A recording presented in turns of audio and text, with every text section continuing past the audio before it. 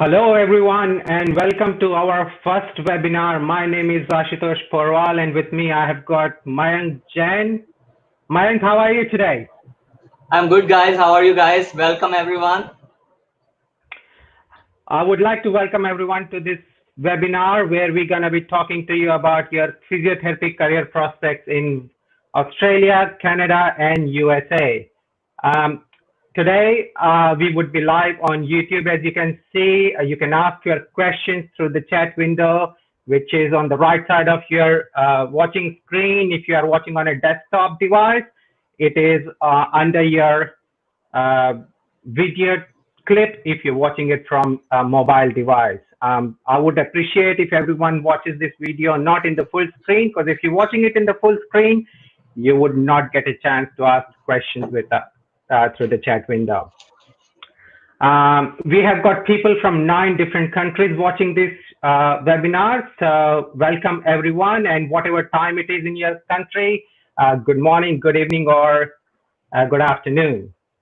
We're expecting a lot of participants and we're expecting a lot of questions in this webinar. So we'll try and take as many questions as possible, but please be patient because I can already see a lot of comments coming through, a lot of people saying hello and good morning, but I would try and filter questions from these comments.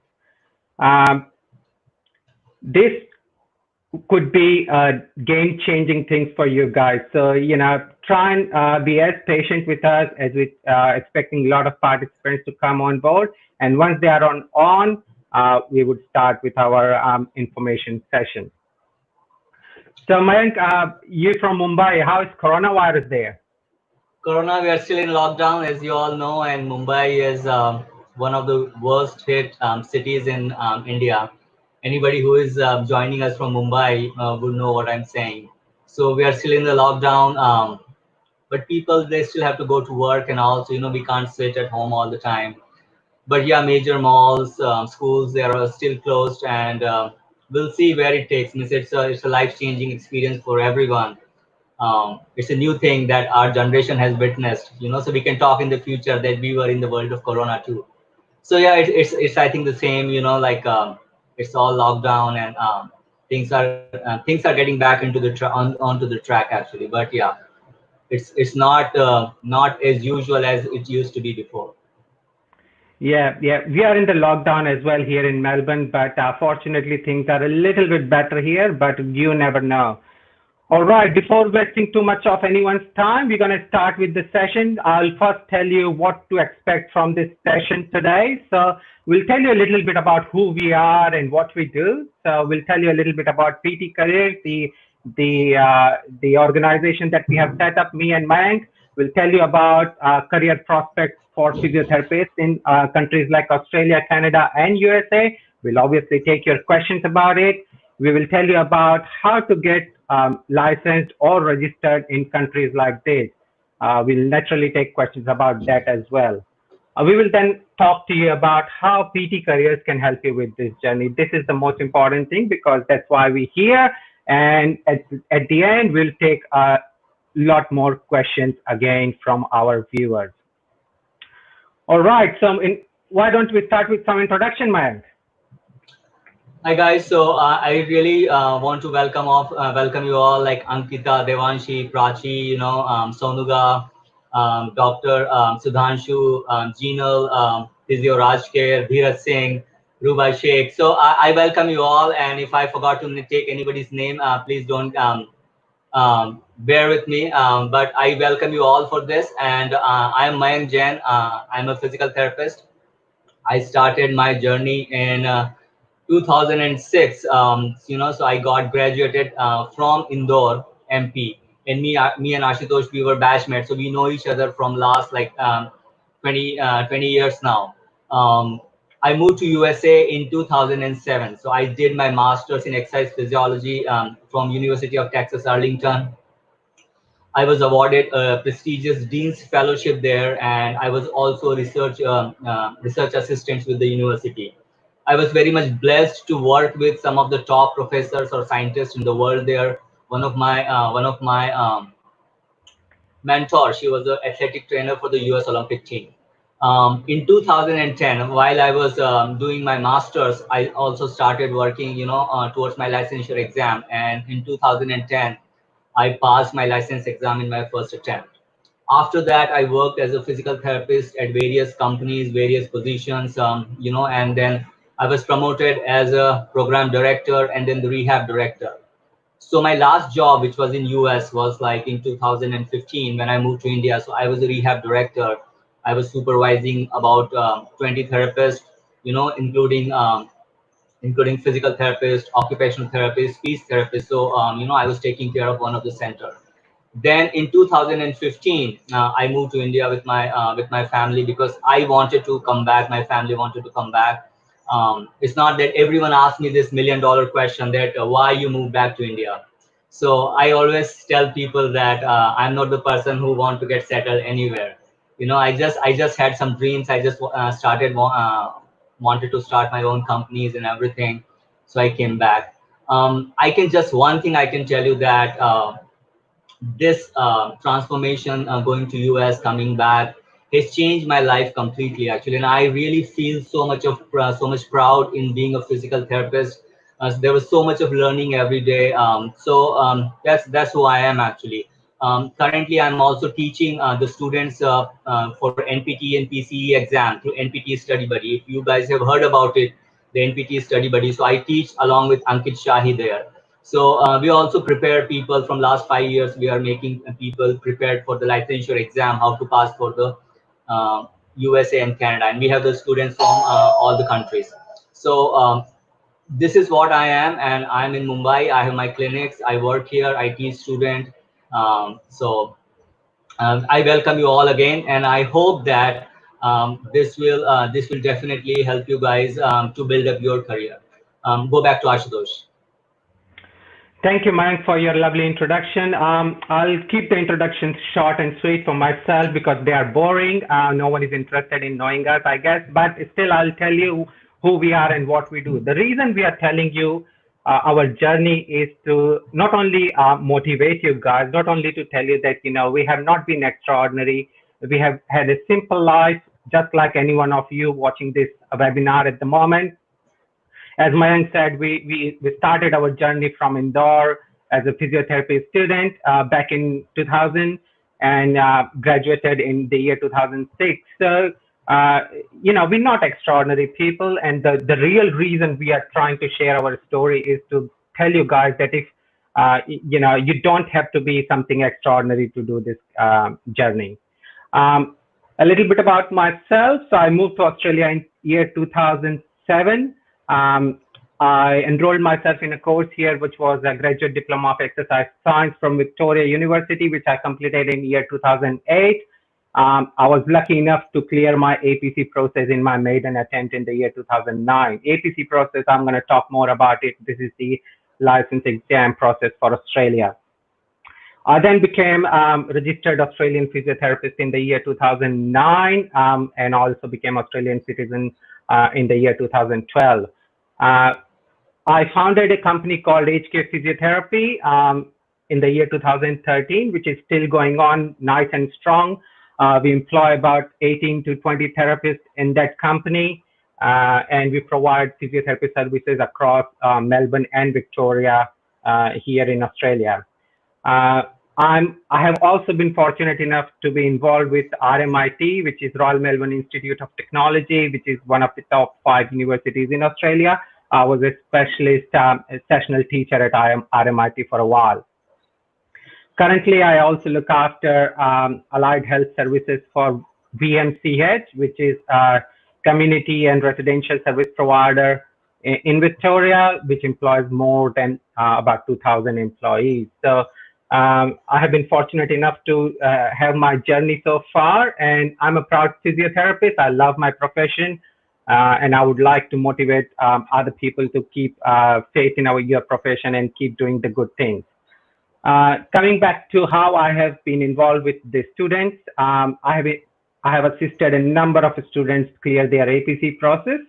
And at the same time, I have employed through my business a lot of physiotherapists under limited registration. And I'll talk to you more about what a limited registration is and how you can apply for it and how you can work as a physiotherapist without getting the full registration in Australia or until you get your full registration. So, Mike, do you want to tell a little bit about PT careers? Yeah, of course, Ashutosh. Thank you. So, guys, as Ashutosh said, that we were just talking about us only just to give a little bit of motivation that if we started from such a low level and if we can come here, we still definitely we feel proud about where we are right now. So, I just want to motivate every one of you that you guys can do it too. So PT careers, me and Ashutosh, when we were student, we had so many things, so many people telling. In 2006, I'm talking about us, for 15 years back. There was not, something special or only designated for the physical therapist. So how they can apply for the universities, how they can get their license exam, how they can get their degree evaluation. Most of the courses we joined at that time, and I think still the same, that they were more about the engineering students or the management students or anybody going for some other other streams actually. So we always, and when we talk to our juniors in our colleges, in our professors, we also knew that the students, they were so disoriented about like how to get to this process, especially physical therapist students. So we thought that we just want to, maybe we are new to give the counseling, but through in last 20 years, we have talked to so many students informally. We have sent so many people to US, Canada, or Australia. So we wanted to start a platform where you, just a physical therapist, can get a genuine information how to go to this country and how to make their career. We are always, we always saw that gap in between the system where the people were not getting the right information. They go to the counselor or there are some agents and they will stuck in this that process for years, and so much of money is lost there. So this PT career, we started to give a uniform platform, not just for the student, but all the professional. If you have already passed your physical therapist, if you're physical therapy, if you're already doctor. So this is how we started actually. The goal is quite clear, that we want to give a genuine information, right information, to all the students, and just to motivate them that yes, anyone can do it. That is the key point we want to start, and we want to bring the knowledge from our experience of these countries in 15, 20 years. We will have the information which you can trust, exclusive for physical therapy, and we bring our experience of this country as a physical therapist, so you guys can explore and you guys can propel in your careers. Ashutosh. I think this is a really good point you make, Mike. It is about sharing our life experiences. A lot of counselors, like I remember back in when I was trying to establish my career here in Australia and I was looking for information, there were a lot of people who would give the information, but unfortunately, they had no live-in experience of how it's going to be. So they gave me information as much as possible through their experience, but they were not physiotherapists. They were not in Australia. And I used to look for someone who actually has done this process before so I can ask them some questions which were relatable. Things like, what kind of jobs I'm going to find after clearing the license exam, or how much money I can earn after being a physiotherapist in Australia, how difficult it is. So all those things were really important for me at that time. Now, the key thing that we both have is the real experience. We both know how to do the process. We have both seen and done this before. So when students have been asking us how to do this or what are the barriers, we can actually give them some real life examples. Mike, do you want to talk about more about PT careers? Sure, guys. So I would say that we have this everything under one roof actually, because I know that when you go to some counseling, you get some of the things somewhere else, or for visa you have to go and talk to somebody else, or for the, especially for the physical therapist. We will definitely talk about the process and everything in the next slides. but definitely I just want to emphasize that you will get all the services under one roof actually. And Ashutosh, if you want to tell something more about the counseling process and everything, that how we Yeah, can provide all the services. sure. So, look, guys, the one thing, or actually, I should say, two things that you really want to do right in this journey is selecting the right visa to enter the country and getting the course right. So, if you have done these two things right, your journey would be a lot smoother when moving forward. Through our industry tie-ups, like we have got people in the industry who have been doing this for 20 odd years. Through our industry tie-ups, we can help you with the visa counseling. We can help you with selecting the right course for the university. We can help you apply for the university courses in this country, which is one way of entering this country. And we're going to talk more about that later on. And most important, like I would like to talk about the survey. Thank you guys for filling out the survey, by the way. And the key thing that came out of survey, which is quite interesting, is about 60% students haven't yet decided which country they should be going to.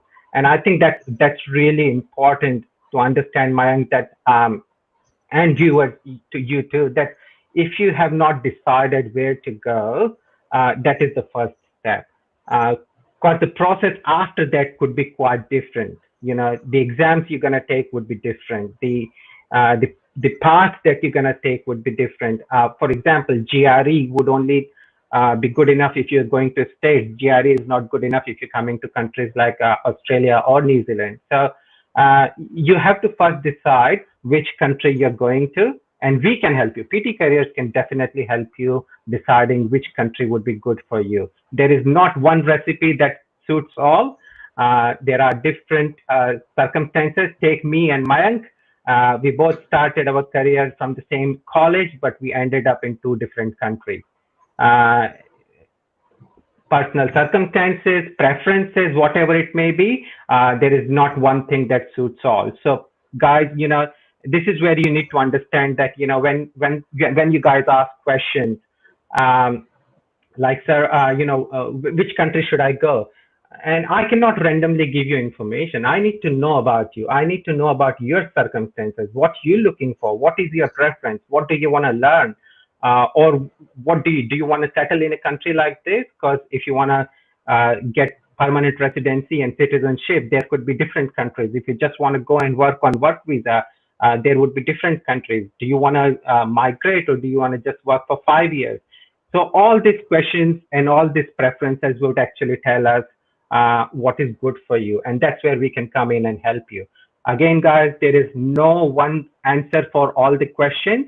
I need to know your circumstances and yourself before replying to anything specific. But yes, we're going to give some general advice today. Mike, do you want to tell us about how a life of physiotherapist is in countries like this? Right, sure, Ashutosh. Thank you so much. So I would, before again, I would start something. I would again want to thank other people. I just see that many other people have joined, like Anju, Saket, Dr. Subhanshu, have been with us since the beginning. Ankita, Devanshi, Jinal, Sonuga again, Aruba, Dheeraj Singh, Rahul. Everybody again, welcome you all. We just started, and we were just talking about just in general that how these countries are and what are the pros and cons, and we will be talking more about it. Thank you, Dr. Sudhanshu. I always said this to the people. I always said, and I will talk to the student that, most of us, one of my teacher, he told me that I will say this in Hindi actually, and maybe Ashutosh can translate later for the other students. So I would say this in Hindi because that's how it sounds well.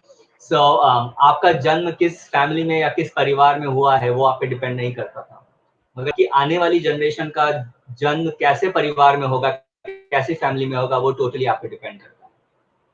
So just keeping the same thing in the mind, keeping the same thing in the goal, I would say that Indian physical therapists are doing pretty well. I am in Mumbai, I'm doing really good. I know people, they are doing absolutely fine in India. But still, it is a little different, I would say, when you go abroad, right? The first one thing which it will bring to you is the financial stability for you and your family for rest of your life. I'm not talking about the next 5 years or 10 years. I'm talking about rest of your life. If you see or if you check up with any of your other friend, the annual income of a physical therapist, I'm talking about the annual income, is about 75 to $80,000, and this is just the beginning salary.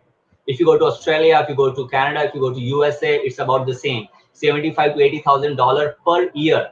If you convert it, what I have conversion rate here is I put from US, so it's like 50 to 55 lakhs rupees, right? That's a lot of money. That's a lot of money. Many of the students, they tell me that, sir, then the expenses are high. Expenses are high, you're right, but still you can at least by the end of the year, every year you can save about 15 to 20 lakhs rupees for sure, right? So this is how it is, and this will not give you the financial stability, not just for you but for your rest of your family. Definitely these countries have a world class lifestyle, right? Whatever you have thought of, you will definitely get it here. And let me tell you one thing, that the physical therapy is one of the very promising career. Physical therapy is one of the very much reputed career in these countries, right guys? For example, you have the physical therapist assistant in this country, which means that, and they also have to pass a license exam. So your assistants also has to go through education level to become your assistants. This is what these countries are about. You will get a world-class lifestyle, definitely. Your personal and the professional development, right? So, like all the new techniques, what we have, like take a dry needling or kinesio taping or mobilization, manipulation. Definitely, we have a good instructor here also. But this is where this thing started. They use this on day-to-day basis, on daily basis. There are so many researches going on this thing. So you always have that room for learn something new, to develop yourself as a physical therapist, right? So it will definitely help you in your own professional career, in your own professional learning. You can become a physical therapist, then you can become a PT manager. If you go on the management line, that, yeah, the PT manager will be supervising so many physical therapist assistants or so many physical therapists. Then you can become a rehab manager, where you can supervise not just the physical therapist, but then you will be taking care of the whole of the rehab department, which will have the physical therapist, occupational therapist, speech therapist. So this is what the journey is there. And after doing all this, personally you feel a sense of achievement, right? Why I'm sharing all this, that I just want all of you to get motivated and think about this at least, that there is a career opportunity when you go to other countries. And stronger your next generation be. It's not just about the money, it's not just about the what you're learning, but it's the overall experience, like um, at this point of the time, I get too much philosophical, that if you got one life, why not to live it, like the zindagi na milegi dobara. So just go achieve your dream, and things can be achieved, guys. For Ashutosh. sure, Mayank. And I think the one good thing you said, and I think I should rephrase and reinforce it, is we by no means we are saying that the physiotherapist or physiotherapy career in India is any less than other countries. There is a great opportunity in India. You guys, I'm sure the professionals watching this webinar would agree with me that there are great opportunities. Mayank is in India. He has got his own chain of clinics that he's opening and working with. So there are great potentials, no doubt at all. But countries like Australia, Canada, and USA, what they have different from India is just the ease of opportunities. You would probably have to struggle less. You probably would have to compete with less people because obviously there are less therapists, there is more demand, so you have more chances of excelling and becoming successful in countries like this. Now, most of the people ask me this question: can we do it? Can anyone do it? And I would say just one thing, that every year there is a large number of therapists that come from countries like India, subcontinental countries. We have got this show, a lot of people watching this show in Nigeria. I know because we have got a lot of enrollment from that country. So a lot of foreign trained physiotherapists come into countries and establish good career every year. These are not extraordinary people. These are just people who were persistent with what they wanted to do. And they were prepared. They had the information, and they just stood by it. So you will need some, definitely you will need some basic PT skills. So you have to be a physiotherapist.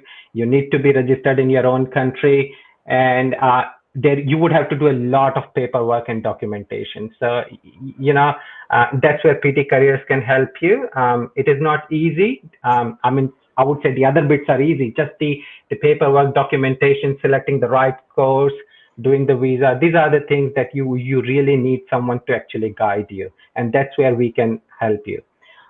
If we can do it, you can do it. Like Mayank and I think when we first decided that we're going to go and achieve our career in a different country, I think we both must have laughed about it because we never probably believed in ourselves initially.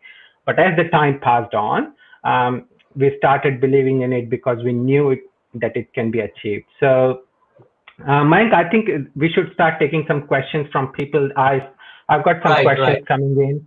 So, I've got a I, question which says, does it take years to find the job in abroad? So, what would you like to say, Mike?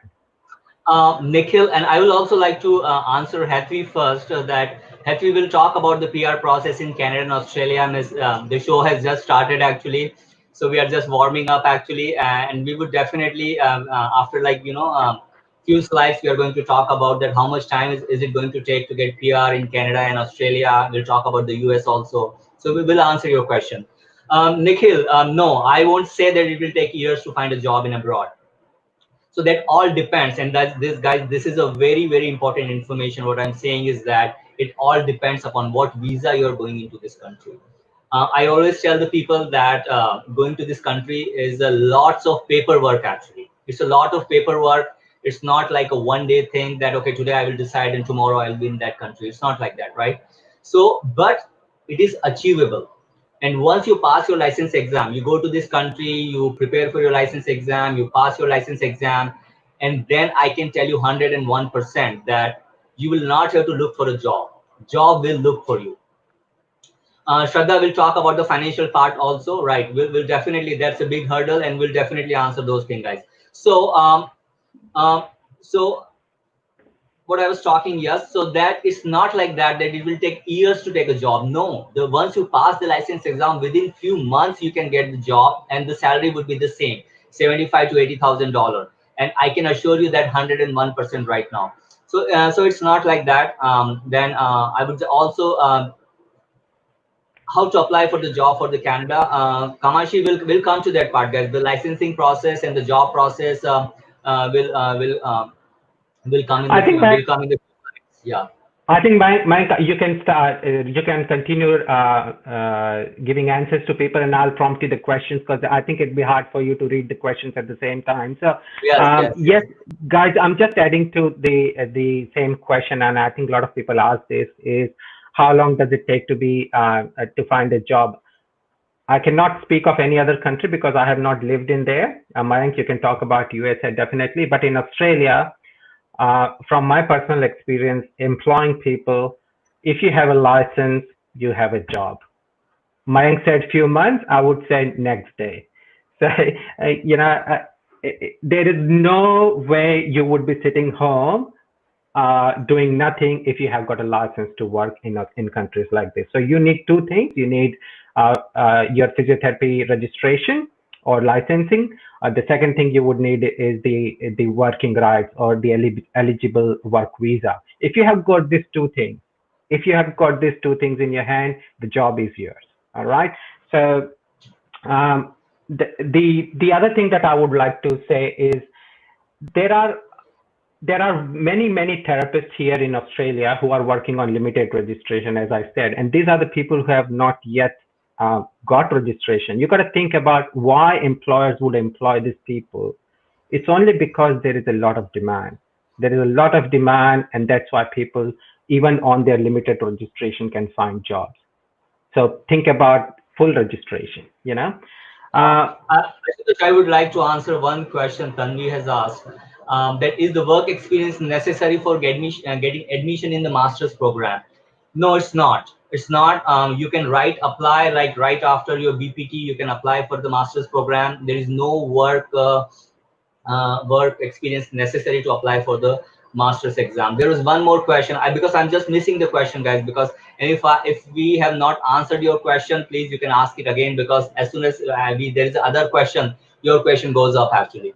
So somebody asked me that can we just work right after the BPT, right? Or like the Ankita is asking that the BPT fresher willing to go to Canada, should they apply first, or the license, or the PR, or what will be the process? Definitely we'll talk about this, but I will just give you in a nutshell that you all must be knowing that that you can go to the Canada by the PR process also, and then you can go as a master's process also. Right now, for the PR, it's I would say, like, if you have just done the physical therapy bachelor's degree, in the PR process, what is your education, if you're married, what is your wife's education, what is your work experience, what is the field, because just think about that the PR process, it's not just the physical therapists are applying, engineers are applying, lawyers are applying, social service people are applying, nurses are applying, it's for everyone, right? So definitely there for one profession they have the different kind of criteria. Physical therapy is one of the most demanded job there, right? So when you apply for it, there is a point system. So for each and everything you get some point, that if you are a physical therapist, if you are a bachelor's, if you have 5 years of work experience, if you're master's, if your wife is also a professional, right, if she also has a work experience, so they look the whole thing. Guys, don't start getting married for this, okay? You guys can go alone also. So so so that is the thing, guys. So it will make up a file for you, and then there is a cutoff mark. Once you get to that cutoff mark, right, then it's all about the luck, because if you get to that cutoff mark, then your name will be go to some lottery process, and then your name will be picked up. I have been getting information from many of the students that the lottery process has My, become a little difficult. People have to wait a lot for it right now. So I would say that right after the physical therapy, right after the bachelor, working can be a difficult thing. I'm not saying that it's not possible, but you might have to wait for a little time. Ashutosh. I think, Mayank, you should rephrase, you should reinforce that this, whatever you are talking about is actually for Canada and Yes, yes, uh, not for USA or Australia. So, whatever the process Mayank just explained to you about the lottery system and the cutoff, this only applies to Canada, guys. right. This doesn't apply to Australia, New Zealand, or USA. So there are various ways of doing things. A lot of people are asking, Mayank, do they need to do MPT before applying to these countries? And I can speak for Australia. You don't have to be a master's in physiotherapy to be a licensed physio. You can just be a bachelor in physiotherapist. I have not done my master's either, so I think that can explain. Um, and Mike, Ankita, yeah, sorry, Ashutosh. Yes, please go ahead. Ankita was saying I'm a female, so I said, yeah, female will also get married, right? Yeah, Ashutosh, go ahead, please. all right. So I think the key thing is, don't just keep thinking about it. Don't just keep pondering on it and think, like I have to go to countries like this and I have to start the process. Start acting now. And when I say start acting now, you have to understand the process first.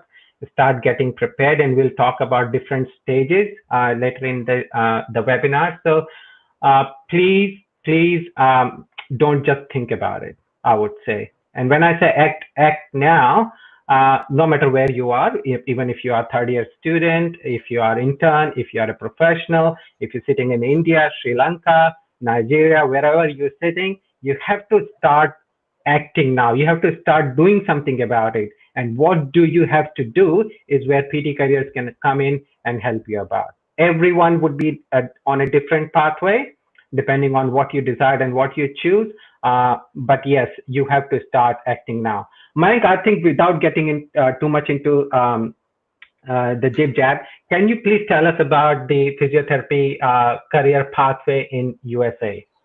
Sure, sure.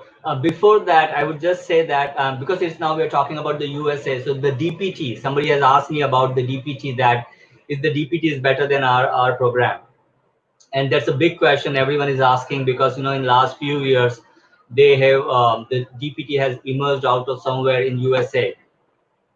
I would say, guys, that the DPT, I don't know how many of you know this or not. We'll talk about the credential eval and everything, but I just saw the question on the DPT. So, guys, DPT, Doctorate in Physical Therapy, is nothing but a BPT program. The name is DPT, but it's nothing like anything superior, because the first professional degree for the physical therapist in USA named as DPT. We call it DPT, they call it DPT. That's it. So if you have already done a BPT here, there is no point of going to US and do the BPT again, because it's the same, because it's a different name. And definitely the DPT is a very expensive, very expensive. It's not just expensive for us, but it's expensive for the people who are living in US. It's expensive for them also. So yes, you can do the DPT, you can do a transitional DPT, Sharon, but that will be after you can pass the exam, and once you are in the US, you start making money. Then you can then you can do the DPT side by side. So you will not have to take any of your parents' money, you will not have to go for the bank loan for that. So that is not the right path, I would say, to apply for the DPT from here. Uh, Only we have the DPT degree, maybe apply for the job for US. No, Rishma, no. I know there are, and I won't like to comment on that. There are many people, they are doing the online DPT. I really don't know how valid it is, but no, you cannot just having the degree in the hand, you cannot just apply for the job. So let me come to the whole process. Actually, let me come to the whole process, and I think that this whole process of going to US will answer many of your questions. And even after that, if you have any questions, I will take it. So guys, whenever we want to enter into some country, whether it's the US or Canada or Australia, there are two things we always need to keep in mind. First thing, how to enter into that country, right? It can be on the student visa, it can be on the dependent visa, like if you got married to somebody and going after the marriage, or you can go on to the tourist visa, right? So by this ways you can enter into the country. The second thing is that to pass the license exam and to start working as a physical therapist. So both the things go side by side, right? Now when we talk about the US, right? When we talk about the US, I would always say the best way to go to US is to go onto the student visa. It is always safest way, it is always the best way to go into the US, because we are not only going to the country, but we should be going on such a visa which we can convert into the work visa later on. If you go on some other visa, like you're on the dependent visa, it will be very difficult to get the work visa. And in US, whatever visa you have, you can just do that thing only. You cannot do anything here and there out of that visa. So there are many courses you can apply for. So let's say if you go into the student visa, by the same time you have to apply for your credential evaluation. The meaning of the credential evaluation is that those countries, they check whether our degree is equivalent to their physical therapy degree or not. So definitely when we apply for it, just after the BPT, there are so many lags we get some professional lags, we get a lag of the physics, we get a lag of the chemistry, right? We get the lag of the biology, although we have studied those things in the 10th and 12th, 11th and 12th, but they will not be counted. So another benefit of being masters from this country along with your credential evaluation is that whatever course you're doing, you can send the degrees of those course also to the credential, and it will make up your file. So it will be much easier for you to get the credential evaluation done. Because until unless you don't get the credential evaluation done, you will not be able to take the license exam. If you'll not be able to take the license exam, you will not be able to work. Just one more thing I would like to tell you here is that many of the students, because ask me this question, that I have a US green card, or I will be getting a citizenship through my spouse, whether I will have to take the license exam. Yes, each and everyone who want to work in this country, I think it's a different for Australia, but for US, everybody has to take the license exam. Even if you are a US citizen, you are born and brought up there, you did your degree from there. So it's not like India that after fourth year you get the degree and you will start working, or maybe from second year or third year we'll start doing the home visits. It's not like that in those countries. So even though, like, whichever, even if you're a US citizen, everyone has to pass the license exam. It's not just for us. So this is the, I would say, guys, this let's say many of the people, they go onto the spouse visa or the dependent visa. Many of your friends, you guys can ask them, it is so difficult to get the job on the spouse visa, because the process is like that the work visa applied in the month of March or April, and you start working on the work visa from October. So there is a gap of 6 months.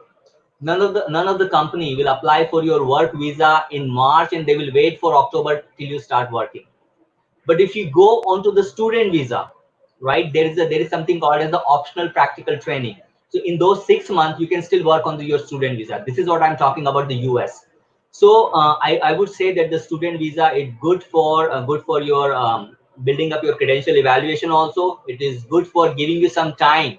So you can stay in those countries. You can learn the culture. You can learn so many things there to pass your license exam. I Ashutosh, think you want to Mayank, add something? a lot of people have questioned about you mentioning about the student visa is the best visa to go there, and we'll talk more about it. A lot of people have questions around scholarship for the student visa. Do you want to say something about it, especially Yes. for USA? And then I'll talk about scholarship options in Australia. Sure, Ashutosh. Thank you so much. So, guys, yes. So, if I will take my example, in 2006, I applied to like 6, 7 universities. I got reply from like most of them. I got the student visa. I got the scholarship, right? So, I applied for the bank loan, right? And I got the scholarship. I got the Dean's fellowship. And guys, I'm again telling you, and Ashutosh can relate that we were not the extraordinary students of the class. We were very consistent. We were very hardworking. So it's nothing like that. That my profile was something out of something, and I got the scholarship. No. So in the US universities, you do have the chances of getting scholarship that can pay off your fee, and along with that, you can also work 20 hours on the student visa. 20 hours a week you can work there, so you can make your own money and you can pay your expenses. Most of the time you may not get the scholarship in the first semester, but by the end of the second semester or by the beginning of second semester you will get something.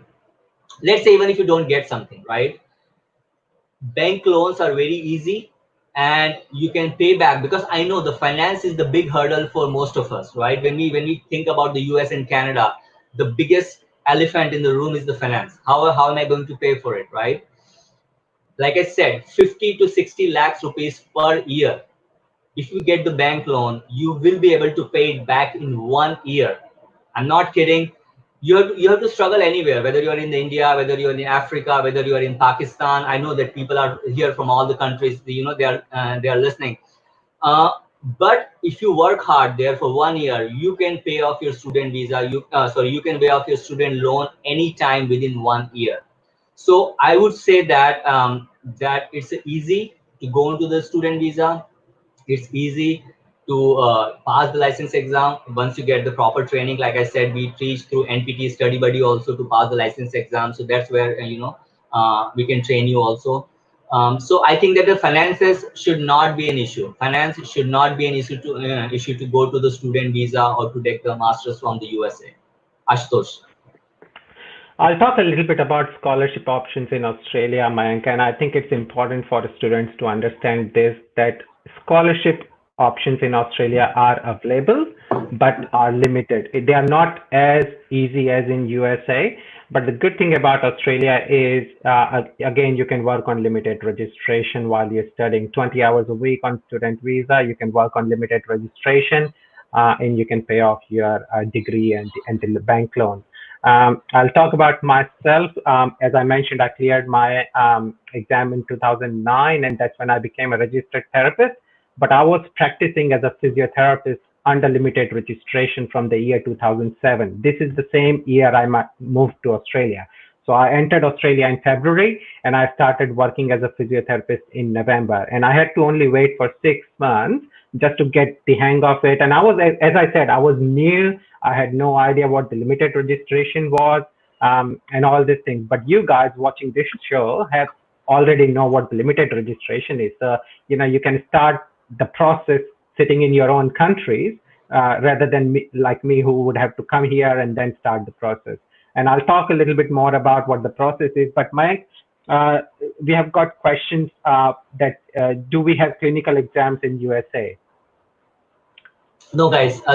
We do not. So that's the one of the benefit of the USA, that you just have a written exam to pass the license. There is no clinical exam in USA. Although there is a clinical exam in Australia and Canada, but there is no clinical exam. There is just one written exam. I was just taking to two more questions actually, Ashutosh, and that Yeah.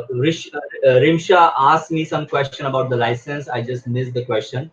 The first thing is that. MPT I think from Rimsha India. wants to know. Rimsha wants to know. Please clear the how we apply for the license exam. Yes, yes. So I just missed the question. Yes. So guys, this will help you all to understand that for the license exam, you have to apply for your credential evaluation. If your credential evaluation is not done, which you can apply from the India credential evaluation, you can apply from India. You have to send a degree to FCCPT. There is a agency called in US FCCPT. It's a foreign credentialing evaluation for physical therapists, right? So they will evaluate your degree. Once they get that yes, your degree is as equivalent to US degree, then only you can apply for the licensure exam. And it is same everywhere. It's not just like the US, it's same for Canada and Australia also. So this is how you can do it. So until unless you don't have your degree in your hand, right, you cannot apply for the credential evaluation. I mean, like you can apply it, but then you'll have to send your documentation again and again that this is my third year mark sheet, this is my fourth year mark sheet, this is my degree. Rather than that, I would say that first you pass the degree and then apply. One of the students was asking about the MPT, and that's he asked the question for the Australia, but I will just give you one hint for the US also, and then Ashutosh can take the Ashish Nepal's question that if you have the MPT from India, right? If you have already done MPT from India, it is much easier for you to get your credential evaluation done because your bachelor's also, you have master's also. Many of your courses which you have done in masters will apply towards your physics and chemistry. So if you have already done MPT and then you want to apply for the credential evaluation, it will be much easier for you guys, to get your degree evaluated and get the right, get the process for the licensure examination.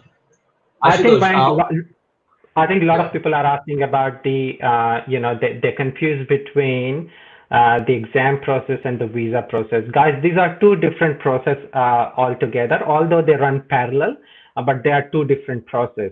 As I said in the first place, you would need two things to work. One, you would need your license exam cleared, and second, you would need the appropriate work visa or the visa that allows you to work. Tourist visa is not an option to work. Tourist visa is an option to visit the country, um, do the sightseeing. All right, you are not allowed to work on tourist visa. So the two process that you got to get right is one, how to start your license exam process. As Mayank explained, you first have to get your credential evaluation done. How to get your visa process right? The best way to enter in a country like this is student visa. We're not saying this is the only way and this would not suit everyone, but this is the most preferred option among the students entering the country. So if I'm sitting in India today and I want to go to Australia and make my career there, I would start working on two things. First, I would start working on the license exam process. So I will get my degree evaluation. And the second thing is I would start working on my visa process, which is getting admission into a university, which lets me into the country. Because once I'm here, once I'm in Australia, USA, or Canada, I can then understand the culture. I can understand how the system works, and I can work into under limited registration. So limited registration is not only possible in Australia, but I think in New York State it allows 6 months of limited registration as well, isn't it? Yes, yes. So in New York, right after your credential evaluation, and even if you have not taken the exam, that is the one thing that even if you have not taken the exam, licensure exam, you can work on the temporary permit for 6 months, and then you can renew it for another 6 months.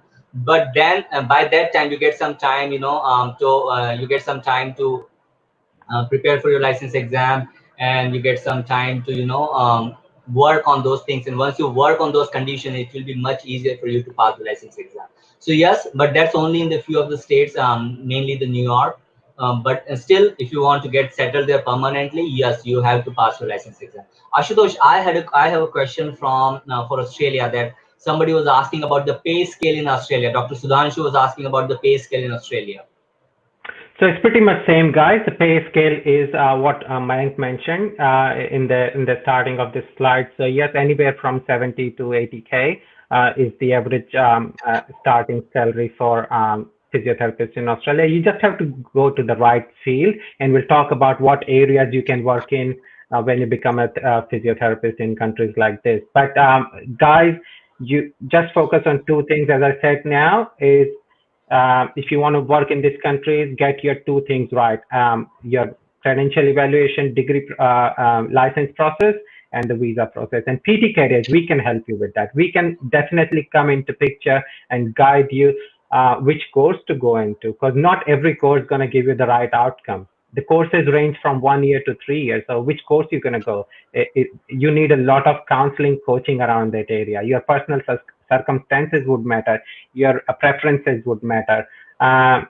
So you have to understand these two things clearly. Mayank, what is different in Canada? Do you want to tell us about it? Yeah, Ashutosh, before that, I just, there is a very good question. Vaibhav, somebody has asked about the New Zealand actually. Vaibhav, I will come to your question also, that what if the degree is not equivalent. Somebody has asked that if she get the degree or the, I think, credential in the Shivangi's question, that if we can do PG diploma course from New Zealand, can we move to Australia after that? So do you know Yeah, that's a any? very good. Yeah, so it's a very good question. I think Australia has got two pathways to be a licensed therapist. One is the standard assessment process, which is degree evaluation, exam, and become a licensed therapist. The second process is through equivalence of degree. So you somehow prove to Australian Physiotherapy Council that you have got the equivalent degree in any like as good as Australia. Because unlike USA, once you are a graduate from Australia, let's say I have done my bachelor's in Australia, I wouldn't have to give an exam.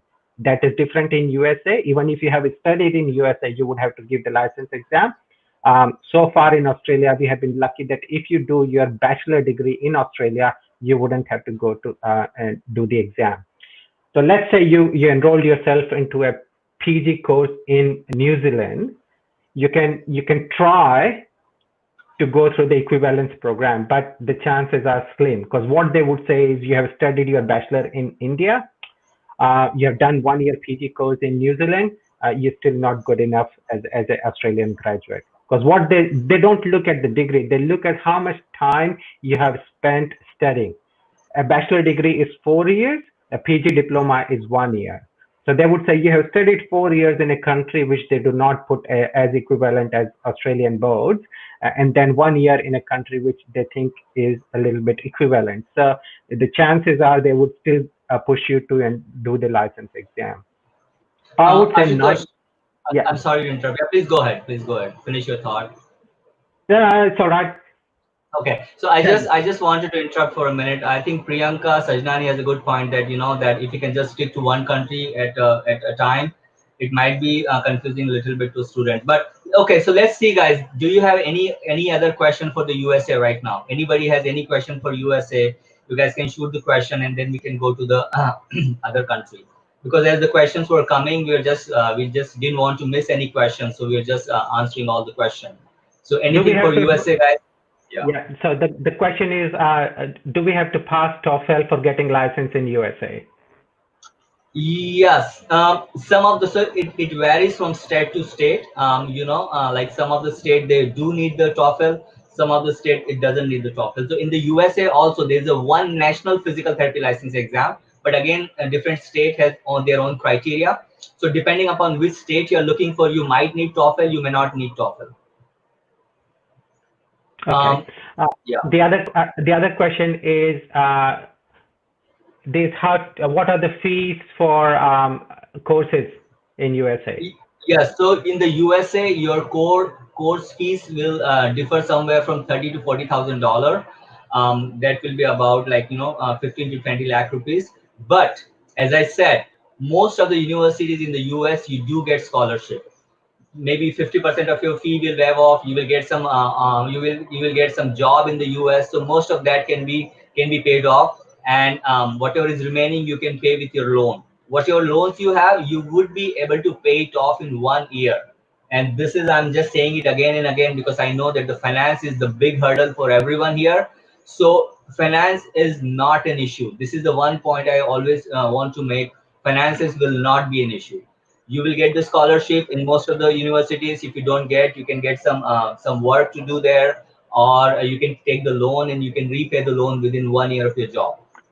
Mike, there's another question about if we have enough credentials for USA, is it mandatory to do any additional degree? Srinitha That, has asked this question. that's a very good question. So guys, I will tell you frankly, if you have just done the BPT from India, you will not have enough credential, because the BPT, this is the straight answer to this, that if you have How done the about how BPT from about India, how about if they have done MPT? Would that be enough MPT, for credentials? yes. If you have the MPT, if you have done the MPT from India, your most of the credential will get evaluated. So guys, you need to understand that there are two kind of system. One is the professional credential, and one is the other one where you have your other things like the sociology, psychology, Hindi, English, not Hindi, I mean like the English. Sometimes they have the French also, they have the maths also. So those things we always lack into. But what happens that sometimes, let's say you have done the biomechanics MPT. In MPT, you have the biomechanics. So that biomechanics they consider for the physics.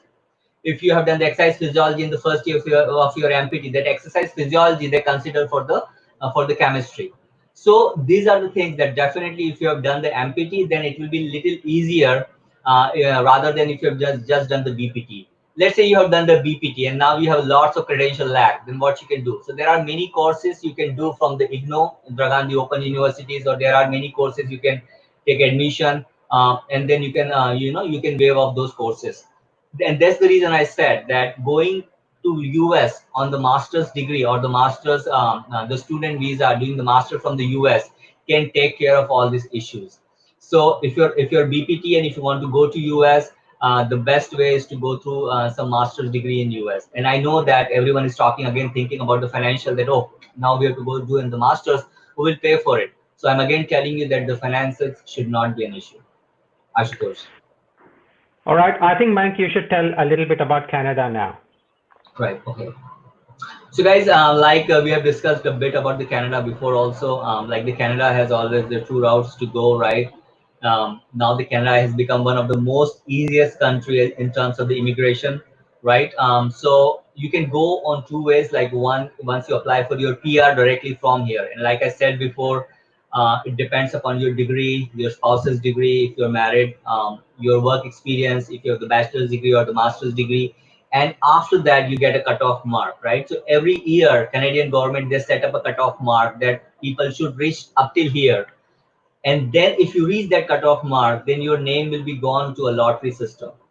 Now from that lottery basket, when your name will be picked up, nobody knows. It can take 1 year, it can take 2 years. And I just heard that it's a little bit difficult now, that because now most of the people, you must have heard around you that everyone is going to Canada.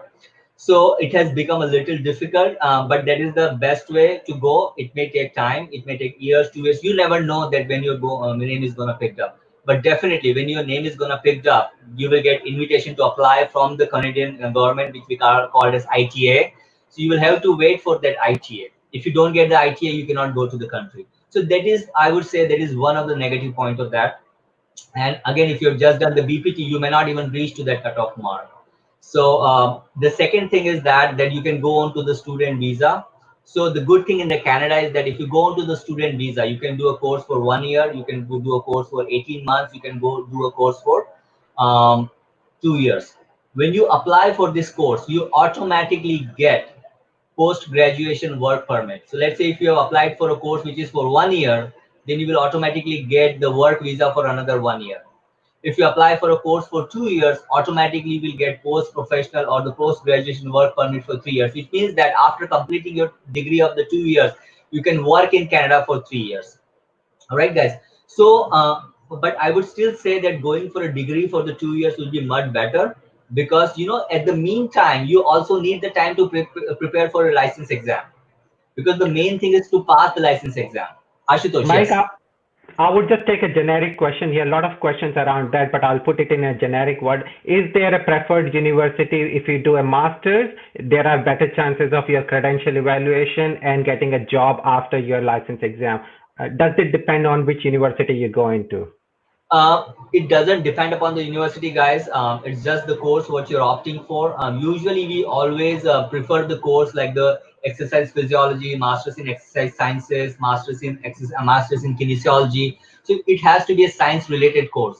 And for USA, I will just come back to USA for a minute. There is nothing like a master's course in USA. There are some like Priyanka is saying that the Long Island University or those things that those things will apply. There is no master's course for physical therapy. Loma Linda is, I think, one, and there is one more university, but they are now finishing all the master's course for the physical therapy. Now in US, there is a 1 degree DPT. So when you apply for the master's courses, then what courses are you applying for? So you're applying for exercise physiology, kinesiology, exercise sciences. Some of the management courses are also there, but those courses do not help in your credential evaluation. So the basic route, the basic or the easy way to apply for these courses, and it can be any university. University does not matter in your credential evaluation. You can apply for any university where you can get the admission. Actually, for Canada, you have the 1 year certificate courses. Also, like you have the courses for your fitness certification, or you have the courses for some of the courses for sociology, or some of the courses for food and nutrition. But again, if you're doing the course for 1 year, it becomes a little easy, little difficult in your PR process. So I will always suggest the safe route for it is just to go for some master courses. Ashutosh. I think, Mayank, one thing I would like to clarify to the viewers here is about the process. So for USA, the process is credential evaluation, written exam. Pass the written exam, you are the licensed therapist. In Canada, you have to go for credential evaluation. There would be one written exam, then a clinical component, so clinical exam, and then you become a licensed therapist. So the only difference broadly, I would say, between the two countries is USA doesn't have a clinical exam process, while Canada does have a clinical exam process. And I'll talk a little bit more about Australian process next, but I would first ask this question from one of our viewers here, is how much minimum GPA in BPT on a scale of 10 is required to apply for masters in Canada? I would say that definitely better. Like whatever higher score you have is better, but definitely it's a very competitive courses out there in USA and Canada. But you're at least I would say you need to think about this in a broad sense that not only the Indian students are applying. The application process is throughout the world. It is coming. Applications are coming from all the countries of the world, right? Whoever physical therapists, like they're coming from Pakistan, they're coming from Africa, they're coming from South American country. I know many of the students, they will apply from Brazil, Chile, they will apply from Ecuador, other countries, Honduras. So these application processes are coming from everywhere. But one thing I can assure you that, and even the US universities, they understand this thing, that the education level of India, they always consider as a good education level. Definitely the better score will be better, but still at least I would say that you should not this will not make a difference. There are universities which will accept you at the low GPA also. There are universities which will demand for higher GPA. So it depends from university to university where you're applying for, and for that reason the application process is pretty much individual. The topper of the class may be applying from some other universities, and you might have been like at the lower level in the score. I'm just saying in the score or the degrees, right? That doesn't mean that you are not you are lower physical therapist. But yes, then our degree, our university will be the different. But doesn't matter which university do you go into, it is not going to change anything. It is not going to change anything. Everyone has to pass the license exam. If you go to a very high university and you don't pass the license exam, it is useless. If you go to a lower university which can accept you even with a low GPA, and that can be done, and it happens. Like many of my friends, many of our students who had the less GPA and the BPT, they are in the licensed physical therapist in US.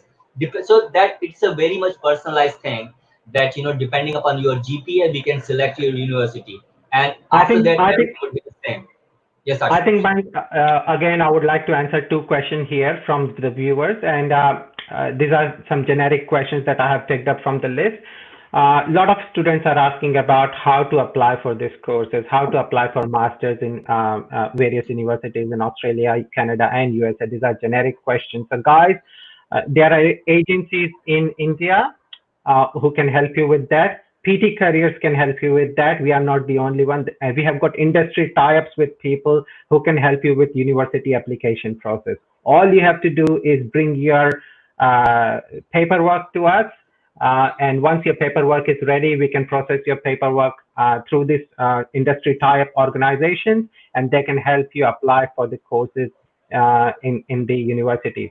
Every university might have a different paperwork, so there's not one thing that suits all, but basic things that you would need is your transcripts, your syllabus and things like that to prove that you have done a good course in India.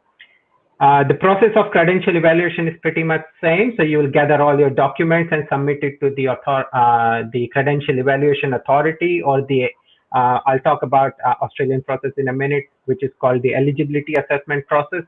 And you would start applying. How to apply this? Again, you can come to us. I mean, I can give you the address now, but you would not know what to send to them. It's not just one thing or a checklist that I can give you and say send this paper to them and then you will get the admission. A lot would depend on what do you want after that. All right, so there's not one. Unfortunately, there is no one answer to this, and that's where I think you need more counseling and coaching at an individual level. Mike, if you don't mind, I would like to talk. Ashutosh, I would just like to answer one of the Nafisa's question actually, and that's a pretty valid question. That how much bank statement is necessary for apply for Canada student visa, or say maybe apply for the US or the Australia also. So what they look for is that you should be able to pay the first year of the fee, right? It can be in the liquid. You can show with the loan. You can show with some property, and even if those things are not there, you can always show with the student loan. So that should not be too much. They just want to know that you have at least you can pay for the first year of fee, which means that even they are considering that by the second year, or you will start getting some scholarships or some job you will get there. So you have to just show the money for the first year of the fee. Ashutosh. Sure, sure. All right. So before getting too much delayed, because I think we are halfway through our session, so I would like to explain a little bit about the career pathway in Australia. So viewers, we would still take questions for US and Canada in the later half, but I would just like to explain the process for Australia for all the candidates and viewers looking for the Australian process. Guys, there are two methods. As I said, the standard assessment and equivalence of qualification. About 95% of you watching this webinar, I would say you might have to go for the standard assessment process. There is no other way. This is the most common way of doing things. And again, it has got 3 stages. We don't call it credential evaluation here in Australia. We call it eligibility assessment. Pretty much the same thing. We only have got one assessing body in Australia, which is Australian Physiotherapy Council. You submit all your paperwork to Australian Physiotherapy Council. They would say, yes, your degree is equivalent to Australian degree, or at least you have the eligibility to give the exam process, and then you can appear for the exam. The good thing about the credential evaluation eligibility assessment is you can apply from your home countries. You don't have to go to US, Canada, or Australia to do the eligibility assessment or credential evaluation. You can send your paper from your home country. When it comes to the written exam in Australia, I think Indian students are fortunate enough because of a lot of applications from India. APC has a center in New Delhi where you can do your written exam. So even for written exam, you don't have to come to Australia. How good is that? Unfortunately, people aiming for Canada and USA, you would have to go to USA and Canada to appear for the written exam. But for Australia, I think it happens once in a year that you would be able to give this exam in New Delhi at their centers. For other countries, I don't think there are other centers in countries like Nigeria and Sri Lanka and Bhutan where people are watching this webinar. But if you have got many applicants, maybe APC would start thinking about it. So yes, the first process is eligibility assessment. Send your documents to them. They would deem you eligible. Once you are eligible, you can appear for the written exam.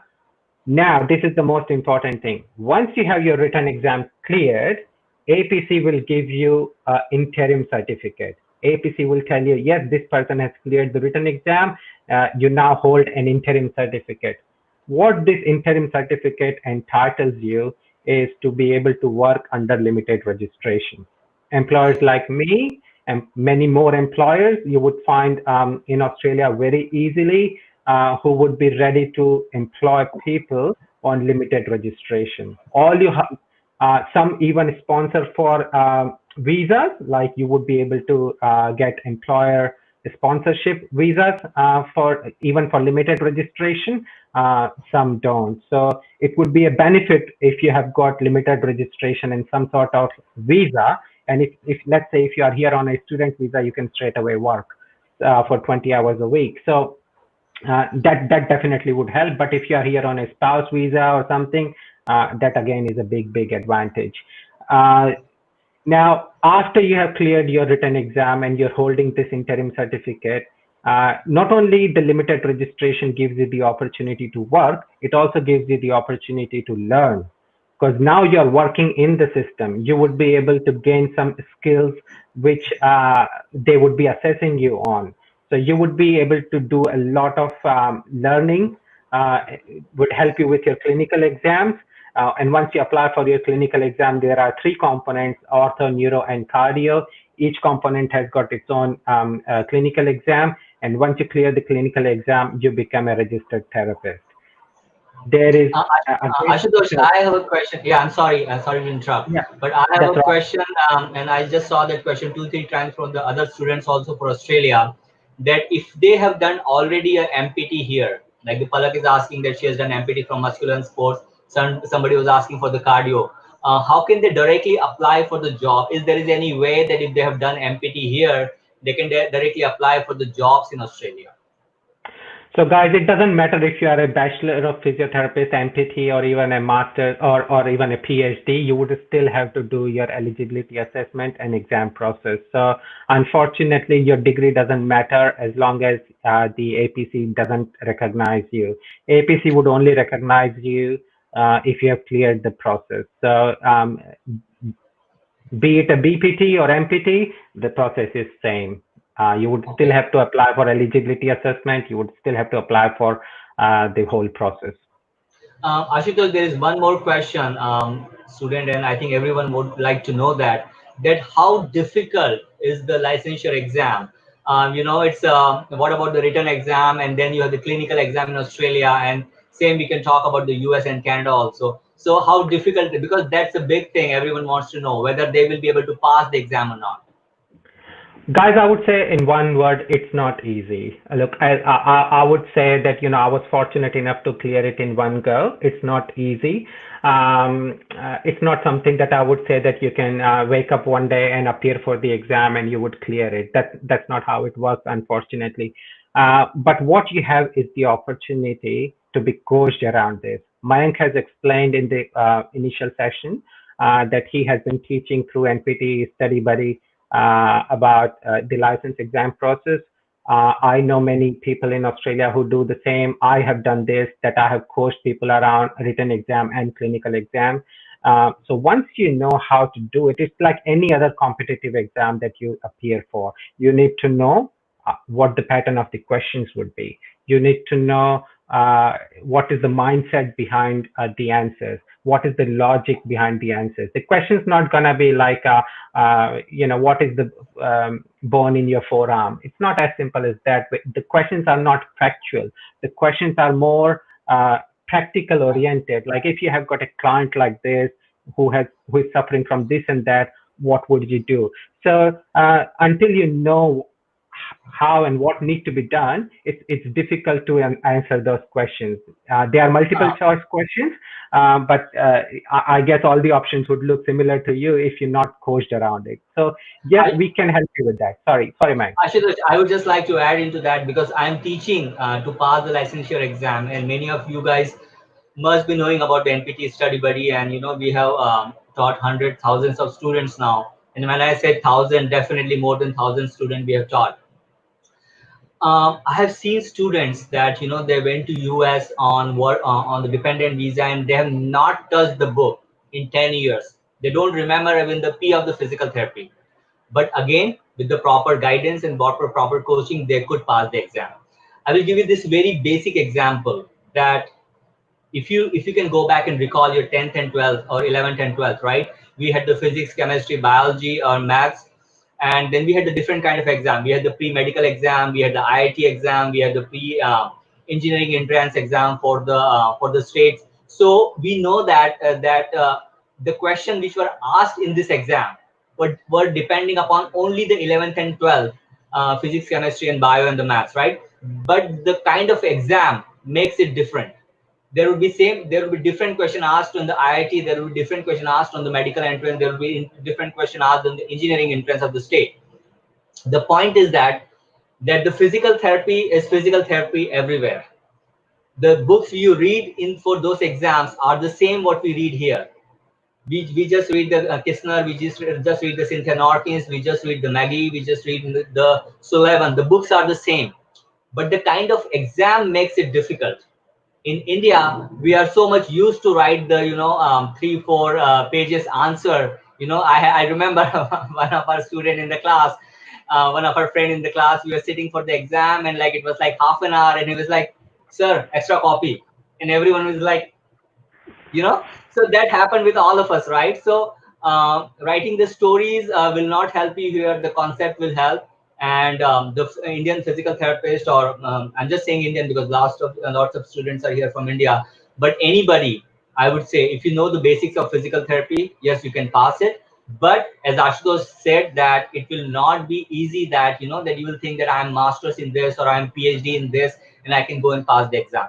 So it's not easy, but it's not impossible either. If the girls, or if the people who have not touched the physical therapy in 10 years, if they can pass the exam, any one of you can pass the exam. And I can assure you, any one of you means any one of you. I know personally people who failed in first year, who failed in second year, who failed in third year, and now they are licensed physical therapists in USA. So it is just the determination. The And I intelligence think, is only 5%. Yes, 95% is your hard work. If you think it, you can definitely can do it. Ashutosh. we might choose to leave this video on YouTube, and maybe our professors would watch it and they would laugh at us because they know that we are not one of the brightest students in the class. Right. We just somehow managed to clear the exams. So you don't have to be extraordinary. Again, I'm saying, but you just need to understand the pattern. Same thing applies for the English language exam. IELTS, for example, we all speak English. We all can read, write, and speak English. But why it's difficult to clear the IELTS then when we all can speak English, read English, and write English? Because their assessing criteria are a little bit different than what we are used to. So you need to understand what the assessing criteria are for these exams. For Australia, safety is the biggest one of the assessment criteria. So if you're doing everything right, like your clinical skills are really good, but if they think that you're making the patient unsafe in any sort, your exam could even be terminated halfway. I'm talking about the clinical exam. What are those safety criteria? No one would know until you have actually worked and understood the process. So that was the hardest bit for me, actually, getting a patient out of the bed after a hip replacement. You got to take certain precautions. You got to make sure things are right. So all these things can be taught to you through the PT careers or NPT study buddy for USA and Canada. So guys, in again nutshell, cracking the exam is not easy. It's not difficult either with proper coaching. Mike, do you want to add something to the exam process? I would just add things to the exam process, but before that, I would just like to answer the Jyotika's question. No, Jyotika, I did not say that that it's purely on the luck. If you're applying for the PR system directly without going on to the student visa, then it's a luck. If you're applying for the student visa, then you can apply for the student visa anytime you want, right? If you're going for directly the PR system and you don't want to go on to the student visa, then it becomes a lottery system. I would just like to tell a small story, small thing here, that when I was in physical therapy in 2006, there was a two-wheeler we used to call Hero Pook. I don't know how many of you know it. So me and my friend, we used to go to the college every day on the Hero Pook, right?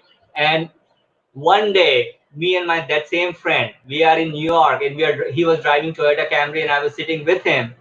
And we were talking, and I said him that, do you remember that 4 years back we used to travel on Hero Book, and we used to go on by the turn, that one day I will take my bike, other day you will take your bike, so we can save money on the petrol. That time petrol was like 60 rupees per liter. I'm just talking about, maybe I look like ages of the dinosaur. I'm not that old, that though, but this is the thing, this is a life changing thing you guys can have too. About the license exam, like I said, and like the Ashutosh said, that it is very much conceptual, but there is no physical therapy out of those 4 books I mentioned. So if you're good in the academics, even if you're not good in the academics, you can learn anytime, and you can definitely pass the license exam. It's not impossible, guys. Sorry, Mike, a lot of students are asking about how can they contact us after this session. So I think it's important that we tell them now, because maybe a lot of them would have to leave halfway, or who Right. knows. So look, guys, we have got a Facebook page called Physiotherapy Careers Australia and Canada, and Australia, Canada, and USA, and we'll post the links. So please connect us there. You would also have the opportunity to message us on the WhatsApp number where you registered for this webinar. We would also be sharing our email address where you can ask some specific questions. So the one thing that I would say is stay in touch with us all the time. So if you are on this journey. Mayank, before getting any further, I would just like to finish one thing about Australia is the limited registration process, Sure. because I think a lot of people have questions around that. So guys, again, talking about the limited registration process, you need to have 2 things. One, you need to have cleared your written exam, which you would only be able to do after your eligibility assessment. Once you have done your eligibility assessment, once you have done your written exam, you hold something called the interim certificate. Once you have the interim certificate, you can apply for the limited registration and the supervised practice. After getting the limited registration, there are plenty of jobs. A lot of people have asked about this, that how to apply for jobs. There are many websites where people, you can apply. But again, the professional links would be really important, and that's where we can help you. We have got a lot of industry links where we can help you not only find the job on the limited registration, but even after you have cleared your license exam. Jobs are easy to find, but we can just help you a little bit more on that. Yeah. Do you want Mike, to just tell us something about the job prospects once we get licensed, Ashutosh? I think I can talk about that if you want. So, job prospects are pretty good after you clear your license exam. There are various areas you can work in. You can work in private practice. You can work in hospitals, rehab centers, community care, residential aged care, education facilities, so schools and universities, disability services. I don't know how many people know about Australian Disability Services, but we have got something called NDIS, which is National Disability Insurance Scheme. This is a government program, $50 billion program per year, which entitles anyone with a disability, permanent disability, to be entitled for rehab and all those sort of things. So, there is a lot of government funding in this area. So naturally, there are many jobs. Sports and recreation is again a big area, wellness, health, and much more. So again, average salary starts from 75 to 80, and average management role salary starts from 80 to 120,000 per year. Do you, So do you wanna there is do you wanna put that slide on the screen so student can read it also, maybe it will be easy sure. for them. So yeah, there are a lot of areas that I was talking about where you can work. Now, which area would suit you? Which area would be your preference? Would again depend on your area of interest, your personal circumstances and preferences. When I say private practice, people ask me, can we start our own clinic after we have cleared the license exam? Yes, you definitely can. There is no one stopping you from opening a private practice after you have cleared your license exam. But how much experience you have? What are you? would you be able to treat your patients? That's the main thing. So I think it's important to gain some experience before doing something on your own. Getting experience, one way of doing it is applying for jobs and getting jobs, working in those areas for 6 months, 1 year, 2 year, and then you can start something on your own. A lot of people just don't want to start anything on their own. They just want to jobs. So, they can always work in hospitals, rehab centers, residential aged care, and so on. Mayank, do you want to talk a little bit about the student visa options? Yes, yes, and it will answer Jaslin your question also. I think students are maybe getting a little confused between the licensing process and application for the universities. So, guys, when we talk about the eligibility criteria or the credential evaluation, that is a different thing. That is not for applying for the master's courses in the university. If you want to apply for the student visa on the master's courses in this university, for that you do not need any credential evaluation.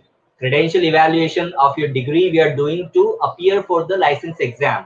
So once you get and there was one more question, that do we have any entrance exam to apply for this universities? No, it's a very simple application process. We will help you drill down what universities you can apply to. You have to have your LOR, SOP, and those kind of a thing, and then you just apply to those universities, right? There is no entrance exam, there is no credential evaluation is needed. All you need is that you have to be a physical therapist, you have to have your degree, so it will be easy for to assess your application. So this is how you get admission in the master's program.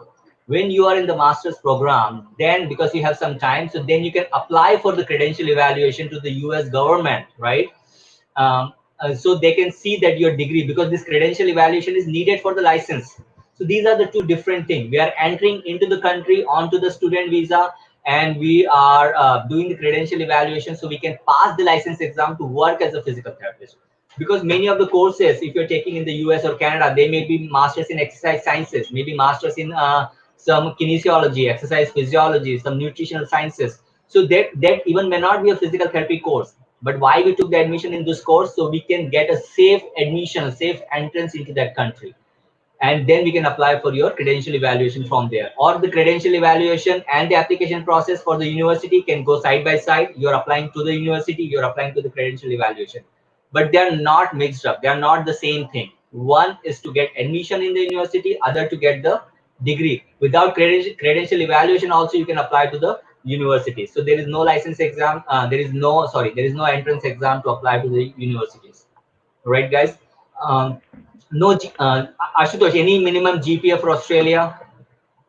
Well, there is no GPA as such to apply for courses in Australia, fortunately, but you definitely need to have good scores, good academics to get into the good university. So again, it would depend on which university you're applying for and how competitive it is. It is simply a system of first come, first serve. And every year it depends on application process. Let's say I'm a university, I have got 100 spots for international students, and I'm getting 100 people, 100 applications. What would I do? I have to select all of them, isn't it? But if I'm getting 200 applications that year, then obviously I would select the top 100. So that's how the system would work in any university. These people want you to come and study. That's their business. Universities in any country would like international students to come on board, not just for the business, but it also gives them a bit of variety for their students. So they have got reservations, they have got set numbers of people they want to admit every year. And once they have got as many applicants, they would start profiling you. And obviously then the universities which are not top universities, but still they are really good universities, would again could be your choice if you don't have enough uh, score in your academics. But I would say if you're somewhere between 50 to 70% in your graduation, you should get admission in any of the university that you're trying to apply for. Definitely. Uh, yeah, Mike, I think before we went, we asked some of the students to join us live, and there could be some students waiting for us to join us live, and I'll check if anyone is live there, so we can put them live and ask them questions. So, uh, I think there were few. Sanika, are you online? You can just reply to the message and I'll put you live. If you're not, we can just wait for you. And when you're ready, you can just message me. Or Sanika is live here. I'll just add her to the stream so that she can ask the question. Sanika is live here. She is. I think she's mute. Yeah. Yeah, she will be soon. There, Sanika, are you there? Hello. Yes. Hi, Sanika. How are you? Yeah, I'm doing good. How are you doing? Good, Sanika. I think That's your good. camera is off, Sanika. Yeah, I can see That's you. good. That's good, No. Sanika. Now, Yeah. Sanika, tell us a little bit about yourself and what is your question? Yeah. So I am Sanika Vaidya from India, and I am a physiotherapist. I have been practicing for last 4 years, and I have completed my master's in orthopedics, that is manual therapy from Manipal University, India. And I am really interested to migrate to Australia. So I have my destination country as Australia. I already possess the interim certificate that I have applied from India. And yes, I'll be appearing for my written exam from India in September, in the month of September. So I have a couple of questions that most of the students and the therapist would have. So I would start that how would be the career opportunities during the COVID and the post-COVID situation, because most of the therapists would be would have these questions. And also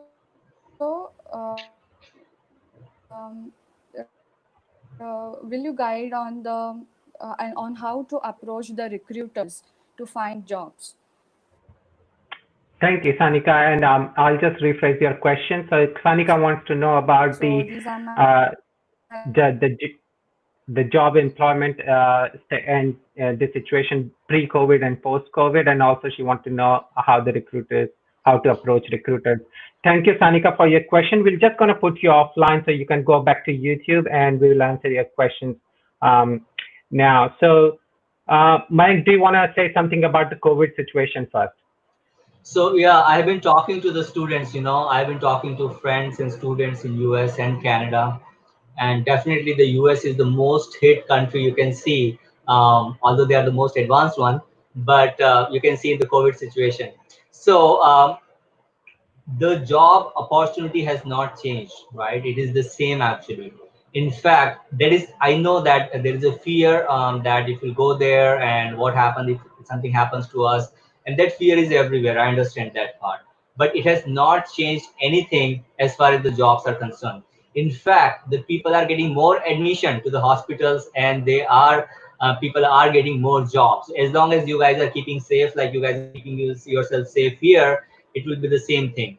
The second most important thing, that the universities are looking for the students now. So because of the COVID, like it's a business, like Ashutosh said, that for them it's a business, right? And everyone will make money, anyone will make money out of it. So because now the universities are looking to give the admission to the people. You might have seen many of the ads now coming onto the Facebook, or people are having tie-ups with the universities. So this is the thing, that I don't think that it has changed anything drastically. And again, this is one of the phase which will pass, in few months. So I don't think that it should affect anything. Like few months back, or a few weeks back, actually, the uh, immigration services of the US has said that, that they will not allow anybody to have the online courses, and they have to come they have to come to the country. And there were so many things, and just after 1 week they had to change everything again back to the normal, because they cannot keep so much of rules and regulation just because of the COVID. If you guys are safe and you guys are feel comfortable, and I can assure you that things are pretty much okay. I mean, if you go there, I don't think it has changed anything as far as the student visa, or as far as the job is concerned. And I just want to just say one more thing, that Apurva, you were asking that can you apply for more than one universities? Yes, you can apply, and that's what we do. We apply at least 4 to 5 universities, because we never know which university we are going to get accepted. So yes, we can apply to more than one universities. Ashutosh. Or I'll specifically answer Sanika's question because she's applying for Australia and she's halfway through the process. So Sanika asked about the COVID situation here in Australia. The one thing that I want to say about all these countries is, the healthcare system is one of the top-notch system in these countries. If anything goes down, like recession, global financial crisis, health industry are the least affected industry. Even the same thing has happened with COVID. I don't think COVID situation has put any healthcare professional out of job. The reason being, people still need healthcare. The government still supports the healthcare as much as they can in every possible way. So pre-COVID, post-COVID, the job prospects for healthcare professionals, not only just for physiotherapists, but for any healthcare professionals are pretty much same. So I would say no impact at all. How to approach recruiters was your next question. So Sanika, as I said, you would need two things. You have got one, which is interim certificate and limited registration. The second thing, you need to now start working on your visa. You will get lot of interest from employers if you have got the right visa. Currently, you are in India.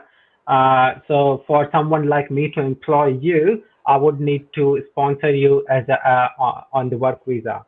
Now, sponsorship is available. A lot of employers choose to do that, but again, this is an obligation from the employer's part. You would have better chances of being employed if you somehow get a visa to enter in Australia, and I would say the eligible visa to work. Student visa is one option, so you can try and enroll in a 1-year course, come to Australia, upskill yourself, and at the same time apply for jobs because now you would have the eligibility to work. Sitting in India, applying for jobs, you can still do that, but you would have to find very specific employers who would be willing to sponsor you to work. That could be a little bit tricky. That could be a little bit difficult because you need someone who's really, really desperate. Like they can't find anyone and now they have to find someone from India. But if you are in Australia, if you have got a visa, then you are pretty much the same as any other therapist in the country because now you have got both the things that are needed to work, which is registration and the visa. So I would say you can try your luck. You can try your luck applying from India through seek.com.au, which is one of the biggest websites for employment in Australia. But your chances would be a little bit slim if you somehow come to Australia on a work visa or a student visa. Your employment chances would just shoot up as much as I can say. So yeah, specific question to that. Now, Mayank, I would like to tell students specifically about their journey with us, or how and where they are and what they should do. So anyone watching here, if you are a third year or below student, I think the first thing that you need to do is focus on your academics. As I said, GPAs are not irrelevant. They are not so important, but still you need to have a good academics, not only just for the degree, but for the knowledge as well. Start working on your English because all these countries are English as a primary language, the first language, except Canada, where French is another language. So start working on your English, understand the process, understand the whole process, credential evaluation, written exam process, licensing process, so that you are ready for it, and start collecting your documents. It's really important. If you do not have right documents, your journey could be a little bit tricky. Sorry, Mike, you wanted to say something before. I was just saying that, yeah, if you can put up the slide so student can. Sure. Sorry. Yeah. So yeah, start collecting your documents if you are in third year or below. Fourth year and interns, you don't have any more time to waste. Get ready for credential evaluation. You cannot apply for it yet, but there is lot of homework need to be done before you apply for credential evaluation. Start doing that. Start preparing for GRE, TOEFL, IELTS, or PTE, whatever your destination country is. Based on that, you would start preparing for this English exams or the competitive exams. And then if you have not yet finalized your destination country, please finalize your destination country. Talk to your peers, talk to your colleagues, talk to us, talk to your friends, or whoever you trust, which country is good for you in your own personal circumstances and preferences. Finalize your destination and start thinking about the visa process for that country. Uh, Student visa is your best bet, as we have said, but there could be other options as well. So finalize these two things. New grads and professionals who have already completed their bachelor degree and who are already working in this field, you do not have any reason to wait. The first thing you should do after finishing this session is gather your documents and apply for credential evaluation or eligibility assessment, because that's your first step.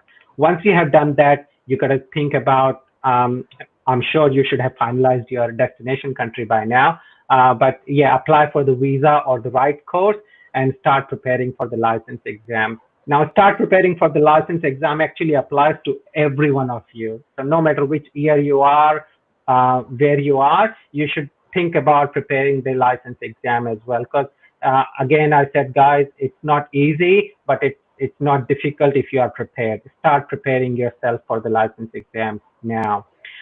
Mike, we would take some more questions before we wrap up the session. I've got a question from Ashley Vedya, which says, Yeah.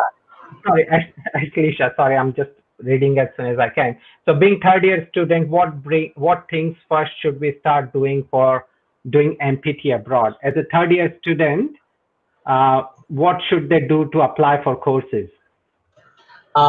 As a third year student, I would say that, first thing I would say that you must focus on your academics, the best whatever you can, because in the third year, I would say that start working on your English, like you guys said, like Ashutosh said, that start working on your English, start working on your academics. And third year is the time when you start learning the differential diagnosis, you start learning the biomechanics in more detail, you start learning about the Maggie and all that. So I would just say that as a third year student, I would like you guys to focus more on your academics. By the end of third year, focus more on the English, right? Start watching English movies, start reading things whatever you can, right? My father was very much pissed off in 2006. Why are you watching English movies, right? So so that can happen to anyone. So but yes, try to start your making your communication. It's all about your personality, guys.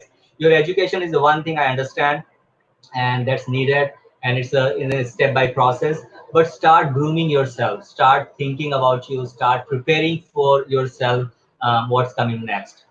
If you're in first year, and if you're here, then I would say that what the hell are you doing here? Just enjoy your life in first year. I don't know.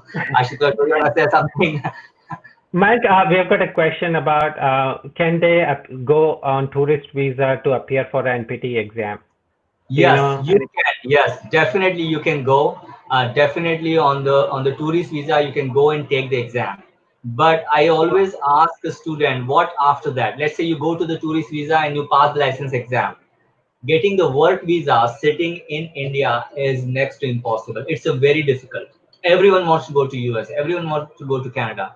So yes, you can take the license exam on the tourist visa if you're all prepared and everything. But getting converting that pass certificate into the work sitting in India will be a very difficult job. Ashutosh. A little bit different in Australia. I don't think, as far as my understanding, I don't think you can come to Australia on a tourist visa and give exams or like clinical exam, because it would be considered as a business visa. But business visas are easy to get. So you just have to apply for, when you apply for Australian visa, in this category, you would just have to say that you have got some business to do, which you can say to the visa authority that you have got an exam to appear, and you should have no problem getting those visas. This is my understanding, but we can do a little bit more research on that. But I think Ashutosh, can you put the slides of our email address, so student who want to they can just see the information of our email addresses and the contact numbers. sure, I can do that. So this guys, if you want to be contacting us in future, please email us on ptcareer abroad@gmail.com. This is our specific email just for now until we professionalize it further. Please send in your specific query. So, a one-liner would not help. One-liner questions are the one that you're asking just now, like, like, how do I do this? Explain a little bit about your personal circumstances. Explain what you want to do so that we can help you better. Otherwise, there would be too much asking questions here and there, and I don't think we have got time and resources to employ in that. So please be specific in your queries. You can I would like to answer a few more questions, Ashutosh, that, still we are on the contact, but there is like um, they're asking that even on the student visa, F1 visa, even after completing the masters in India, is it mandatory to apply for the universities? Now, if you have done the masters from India, you can directly apply for the credential evaluation, but still going to the same thing again, we'll come back to the same circle again, that if you're applying from here for the job, it will be difficult. So many of the students, even after doing the masters from India, they also do the masters again from USA, because it helps to convert their student visa into the work visa. There's the need we always have to keep in mind, that how can we convert that thing into the work. The GRE and the TOEFL, are they compulsory for the masters? Yes. So depending upon the university you're applying, for US you need the GRE and TOEFL. For Canada and Australia, I think you need the IELTS, not the GRE. So again, depending upon which country, it's your individualized thing where you want to go. You might have to take GRE, TOEFL, or IELTS exam. Ashutosh. I was talking about the contact details. So yes, you can email. You can also WhatsApp us on the same number that we have been talking and communicating. Don't expect us to reply. This is not our primary WhatsApp number. We try and filter as many queries as we can and reply as much as we can. You can imagine we are only two people trying to do these things. So please be patient with us. The best way is stay connected with us through Facebook page. If you haven't liked us yet, go and like our Facebook page so you get the updates. It's really important to be connected, and I would assure you that if you are connected with us in this journey, you would find it a lot easier to travel. So please, I know you have got a lot of questions specific to your own circumstances. And I'm sorry if we haven't taken your questions so far, because there are many questions, as you can see, filtering onto the screen. But we will still take few, Mayank, before we finish up. Yes, so, I would say, yeah, definitely we'll take more questions, guys. If you have any questions, please ask us. So I think, what sort of documents should we start collecting? I'll take quickly, and you should be short in your answers, Mayank, so that we can take more questions. The kind of documents I would say that your mark sheet, your birth certificate for that sake, or your these are the main documents you need, that like your birth certificate, all your 10th and 12th mark sheet, your mark sheet of your BPTs, and your syllabus, what you had, you have the transcript. So those kind of documents are the first, I would say, to start with. Okay, please, do you guys help us from other countries like Nigeria? There's a question. So yes, guys, we help anyone from any country, so it doesn't matter.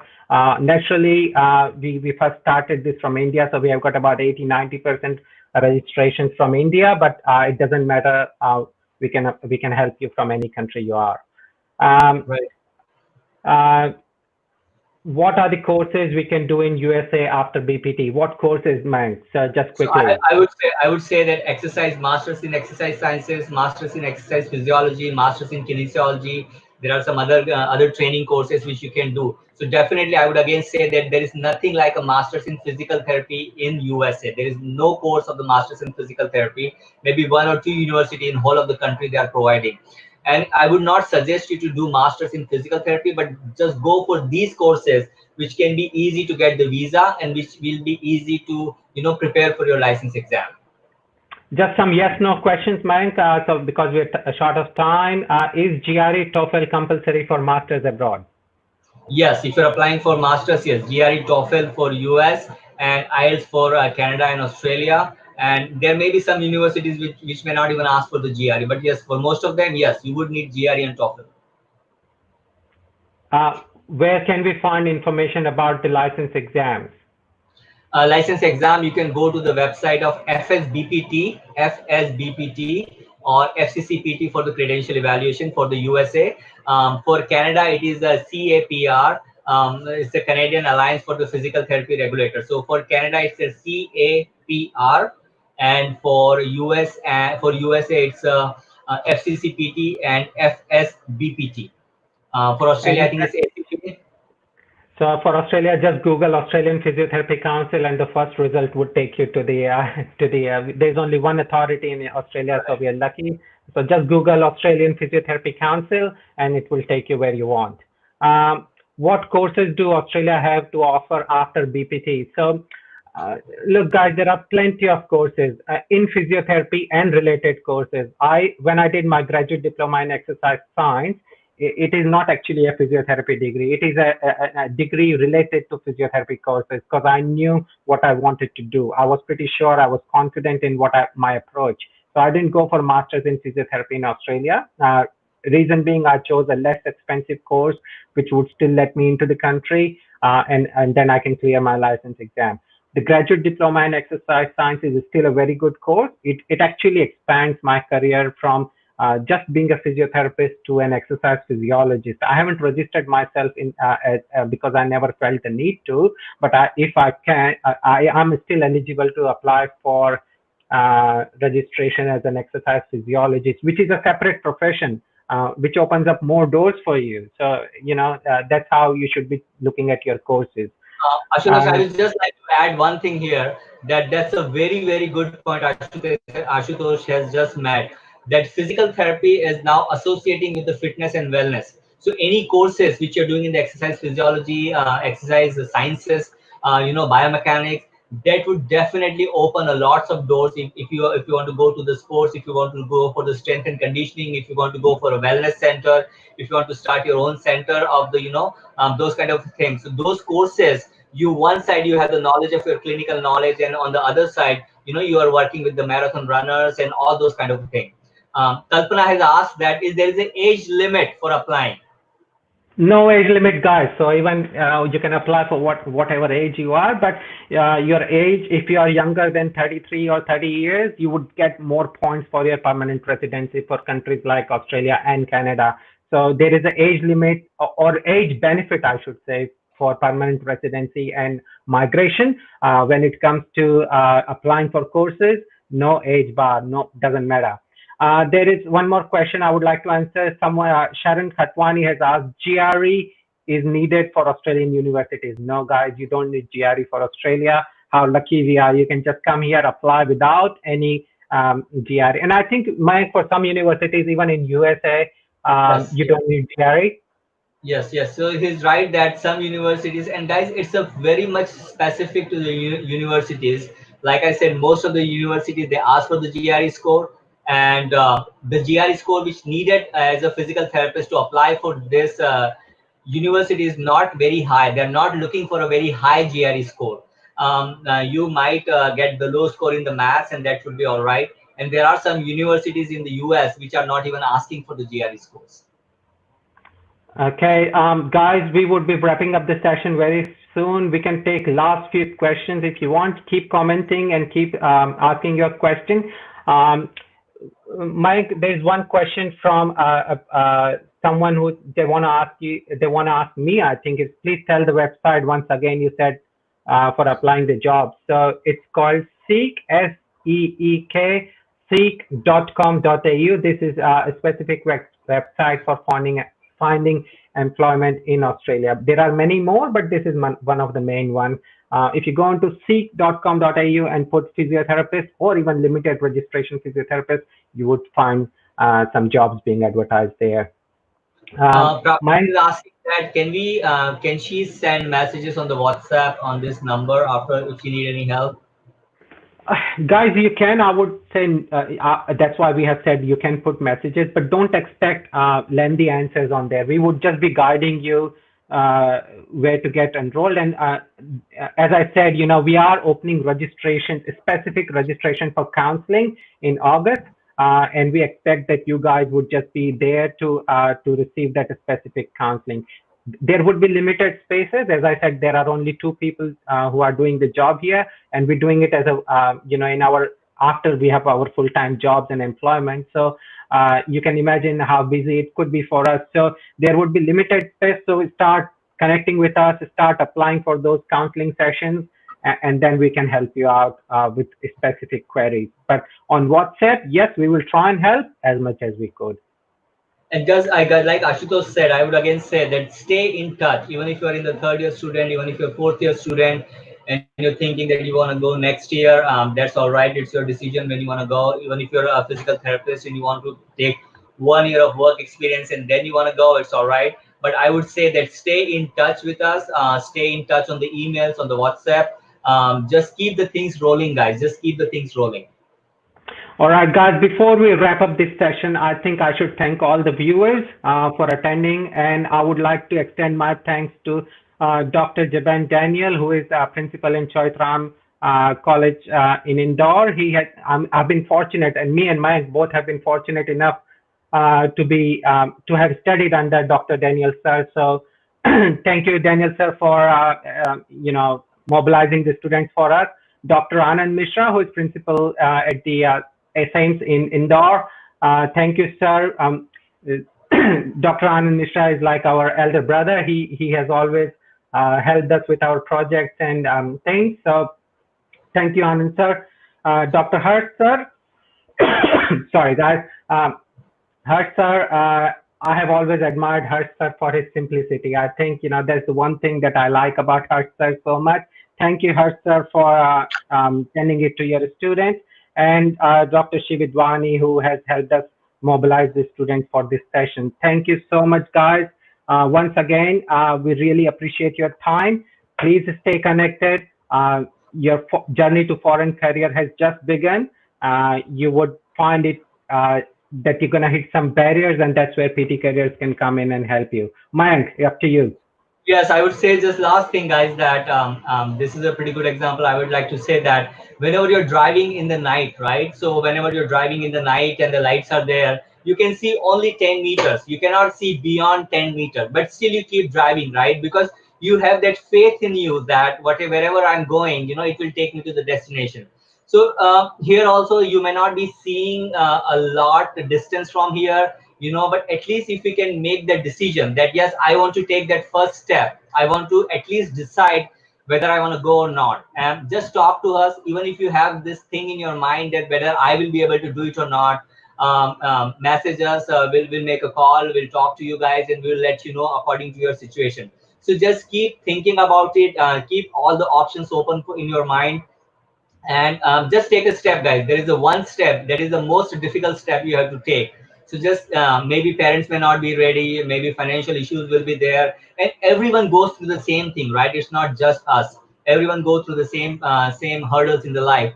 But if they can do it, we can do it too. We can talk to you guys, can talk to your parents. It's always so you're always welcome to join us. And if you need any information, anything which we can help you to make up your mind, we will be very grateful. Ashutosh.